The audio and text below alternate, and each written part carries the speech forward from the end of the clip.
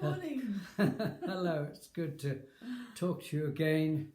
We're actually in Cornwall and making this video, and the whole theme today is the importance of testimony.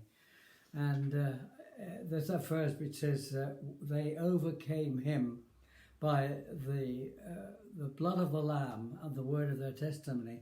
And I was just really thinking about it. Testimony is so important, because it really does defeat the enemy. And there are times when we're going through all kinds of sort of struggles and trials and circumstances, but when we just give testimony to what God has done, it does something for us. It does something for people who listen. And the kind of key story in the word I've written today is that being in Cornwall, you're driving around the lanes and everything else. It's all very familiar.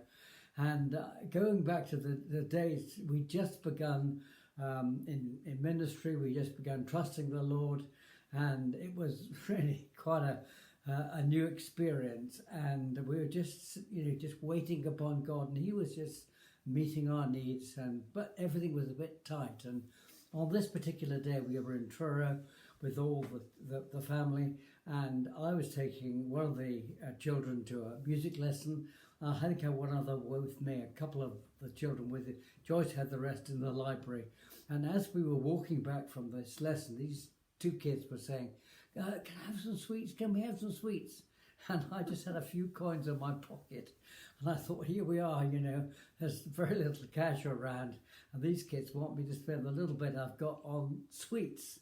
So I began to, it was a real struggle inside. And I was saying, oh, you don't need any sweets. Well, yes, they did. And eventually I thought, well, God has said He's going to be faithful, so why am I afraid to spend the few coins in my pocket? So I went into the sweet shop, and they chose what they wanted, and the coins were spent, and I had nothing on me. Walked back to the library, came through the door and met up with the family. And then this young lady walked down the stairs, and she was one of our young people. We'd known her for some time, and just was saying absolutely nothing. She just kind of slid a £5 note into my hand, and I just was utterly amazed. I thought, well, God, this is the last person I was expecting to be one of those people providing our needs, but it really it broke something in me. It broke the fear, and I thought, well, God, you do the unexpected things, and you're proving yourself faithful. Amen. So we were chatting about that, and thinking this morning about other times when God has been utterly faithful to us. And the memory that I'd like to share with you is that many years ago, when Craig was just a baby and he's now in his 50s, we went to Turkey. We drove to Turkey. People thought we were absolutely crazy with a baby, but we did. And we went and looked at the 7 churches. And we stayed in a boarding school for Turkish girls who were just doing their 6th form and university entrance. And staying there as well was a lady from America who was the librarian on Hawaii. In Honolulu. In Honolulu. Yeah. And called Elizabeth. And we took her around with us because she had no transport. And we had a lovely time with her. She was a Quaker, and we learned a lot about her practicing of her faith, and she was a very interesting person. And then over the next years, we kept in touch with her just simply with a Christmas newsletter. There was nothing more than that. So the first year that we were trusting the Lord totally for our income, I got very anxious about Christmas, because I thought, how are we going to manage? It's always a busy, expensive time. We are living sort of hand to mouth, and we are living, but there's never anything extra. And I don't even know whether I was really praying about it. But I remember my sister-in-law Carolyn saying to me, God's your provider, and He knows that Christmas is expensive. He'll provide. And I can remember inside thinking, oh, it's easy to say. But that Christmas, I've never forgotten it really. We had a letter from this lady Elizabeth sharing her news with us, and with an enormous cheque in the post more than we would have ever paid and spent on Christmas if we'd been in business, as Charles had been before. It was in, I can't remember what it was, but I can't remember. my Best memory Christmas is the ever. best Christmas we could possibly have, you know, with no thinking, oh, we'll take the whole of January to scrimp and pay it back. It was just wonderful.